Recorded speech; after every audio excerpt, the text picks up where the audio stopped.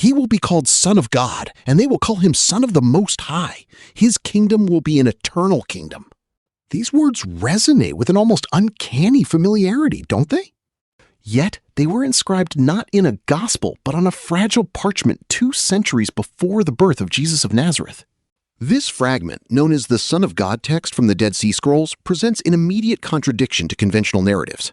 How could such profound theological language, so central to later Christian thought, exist in a Jewish text centuries before Christianity itself emerged?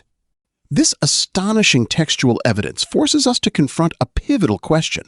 What do these ancient scrolls truly reveal about the historical and intellectual crucible from which early Christianity actually emerged?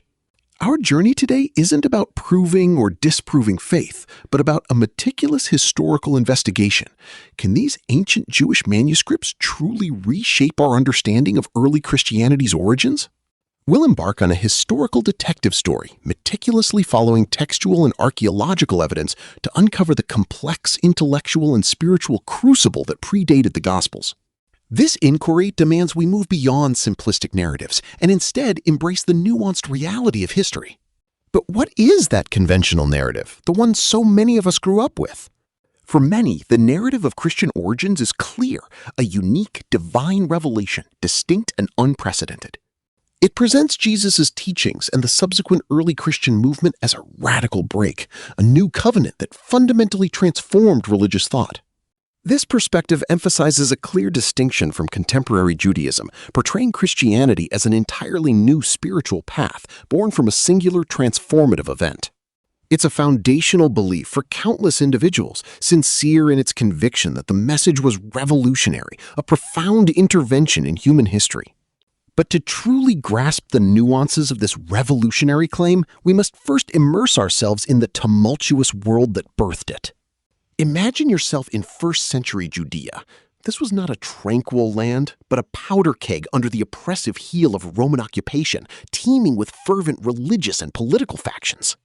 Beyond the well-known Pharisees and Sadducees, radical zealots dreamed of violent liberation, while the enigmatic Essenes, often secluded, pursued a rigorous asceticism and intense spiritual purity. It was a crucible of expectation. Messianic hopes ran incredibly high. Apocalyptic visions of a world-ending battle were commonplace, and intense debates over ritual law and divine intervention raged constantly. This wasn't a monolithic Judaism. It was a vibrant, fractured tapestry of beliefs, each thread desperately seeking redemption and a path to salvation. But into this complex, volatile landscape, a truly unexpected discovery would soon blast open our understanding of these ancient spiritual struggles. In the spring of 1947, near the desolate caves of Qumran, a young Bedouin shepherd searching for a lost goat stumbled upon something far more profound than livestock. He peered into a dark cavern and saw ancient pottery jars, carefully sealed. Inside, brittle scrolls lay preserved for nearly 2 millennia. This wasn't merely an archaeological find, it was an inciting incident, a direct aperture into the previously obscured world of Second Temple Judaism. The discovery of the Dead Sea Scrolls, comprising over 900 manuscripts and tens of thousands of fragments, unleashed a wave of awe and controversy across the academic world. These texts, hidden from human eye since before the Roman destruction of the temple, offered an unparalleled, raw glimpse into the fervent religious thought of Jesus' time. But what exactly did these fragile documents contain, and which among them first began to unravel our conventional understanding?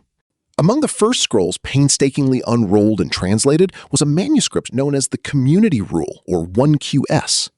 This wasn't a historical narrative or a prophecy, but a meticulous manual for daily life within the Qumran community. Imagine a covenant detailing strict initiation rites, mandatory shared property, and rigorous purity laws. The outlines a hierarchical structure, with members dedicating themselves to communal meals, study, and prayer. For instance, the scroll states, "They shall eat in common, and bless in common, and counsel in common." This remarkable document offers a direct window into a form of ascetic communal Jewish life. What makes this particularly compelling is the striking, if not identical, resonance with early Christian communities described in the New Testament. The book of Acts, for example, recounts how early followers of Jesus had all things in common and would sell their possessions and goods and distribute the proceeds to all as any had need. This textual evidence, however, begs a profound question. How do leading scholars interpret these remarkable echoes across two seemingly distinct movements? Leading scholars, like the eminent Dr. Vermes, have meticulously interpreted the community rule not as an isolated oddity, but as compelling evidence of a rich ascetic Jewish sectarianism flourishing in Second Temple Judea. This wasn't a peripheral phenomenon. It represented a profound quest for spiritual purity and communal identity deeply rooted in Jewish tradition. The practices outlined, shared resources, strict adherence to purity laws, communal meals, were, in their essence, attempts to create a perfect, holy community awaiting divine intervention. Scholarship suggests that early Christian communalism, far from being an entirely novel invention, likely developed within a cultural milieu where such intense communal devotion and ascetic practices were already well established. It implies a continuity, a shared spiritual language. But if these practices were already part of the Jewish landscape, what does that truly imply for our understanding of Christianity's unique emergence? This textual evidence, therefore, presents a profound challenge to the notion that early Christianity emerged in a theological vacuum, entirely distinct from its contemporary Jewish landscape. If communal living, shared resources, and strict purity were already vibrant expressions within Second Temple Judaism, then the foundational narratives of early Christian communalism, as depicted in Acts, appear less as a radical innovation and more as a development within an existing fertile spiritual ground. Scholarship suggests this compels us to view Christianity not as a sudden rupture, but as a complex evolution, deeply intertwined with the rich and diverse tapestry of Jewish thought. It forces a reevaluation of what constituted new versus reinterpretation in this pivotal era. But if early Christian social structures had clear Jewish precedents, what about the most central, revolutionary figure of all, the Messiah? The question then intensifies. If communal structures were shared, what about the figure at the very heart of the emerging Christian movement? Scholarship suggests even more striking textual parallels from the Dead Sea Scrolls themselves, revealing pre-Christian concepts of divine messiahs that will genuinely challenge our assumptions. These astonishing textual discoveries include the Son of God text, 4Q246, dated to the 1st century BCE. It describes a chosen figure who will be called Son of God, and they will call him Son of the Most High, a passage strikingly similar to Luke 1:32-35, centuries before the Gospels were written. This isn't an isolated anomaly. The Messianic apocalypse, 4Q521, further depicts a Messiah who will heal the sick, raise the dead, and proclaim good news to the poor. These themes, so central to Jesus' ministry as described in Luke 7:22, were clearly vibrant elements of Jewish messianic expectation long before Nazareth. This cumulative evidence suggests a pattern. The conceptual landscape for a divine-like Messiah, performing miracles and delivering good tidings, was already well defined. But how do scholars interpret this confluence of ideas, and what does it reveal about the motivations behind these ancient anticipations? Scholars like Dr. John J. Collins and Dr. Dale C. Allison Jr. analyze these scrolls as profound evidence of the diversity and fluidity of Jewish messianic expectations centuries before Jesus. The motive, they argue, was a fervent Jewish search for a redeemer figure to address the era's spiritual and political turmoil. This intellectual ferment produced varied visions, including figures with divine attributes and a messianic age of healing and justice. Scholarship suggests that early Christian claims about Jesus as the Son of God or a Messiah performing miracles did not emerge from a vacuum. Instead, they drew upon and reinterpreted this rich, pre-existing Jewish conceptual architecture. This perspective deepens our understanding of the continuity between Jewish thought and nascent Christianity. Yet, it's crucial to acknowledge their distinct Jewish identity. This leads to a vital counterargument. What key distinctions maintain their separate identities? However, it is vital to acknowledge that the Dead Sea Scrolls are unequivocally Jewish texts, not Christian. While we observe striking conceptual parallels, significant differences exist. The Qumran community, for example, maintained a far stricter adherence to Mosaic law and observed a unique calendar distinct from the emerging Christian movement. Furthermore, their messianic expectations often included two distinct figures, a priestly Messiah alongside a royal Messiah, a concept not fully paralleled in early Christian theology. These distinctions underscore that early Christian thought, while drawing from this rich Jewish context, ultimately forged its own unique theological interpretations and understandings. Yet this very process of distinguishing and defining what was and wasn't Christian leads us to another critical historical investigation: how the canon was deliberately crafted. This brings us to a crucial historical dynamic: the making of the canon, the complex, often contentious process by which certain texts were selected, preserved, and deemed authoritative, while others were excluded or even suppressed. This was not a monolithic, divinely dictated event, but a series of human choices made by councils and influential figures over centuries.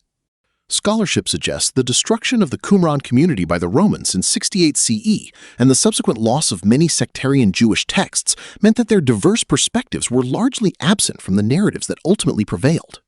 This selective historical filtering inadvertently created a more streamlined, seemingly singular narrative of early Christian origins, obscuring the rich, vibrant tapestry of Second Temple Jewish thought that the Dead Sea Scrolls now so vividly restore. Understanding this deliberate curation of sacred texts is essential because it profoundly shaped what we've come to know. The Dead Sea Scrolls synthesize our findings. Early Christianity did not emerge in a theological vacuum. It was deeply embedded in a dynamic Jewish context, the Qumran crucible of intense theological fermentation. Concepts like Messianism, apocalypticism, and communal purity, often seen as uniquely Christian, were widely interpreted across diverse Jewish groups. Scholarship suggests these were foundational elements within Second Temple Judaism, later coalescing into what became Christianity. This challenges simplistic narratives, revealing a complex evolution. But this profound understanding leads to a crucial what-if question. Consider the implications of that thought experiment.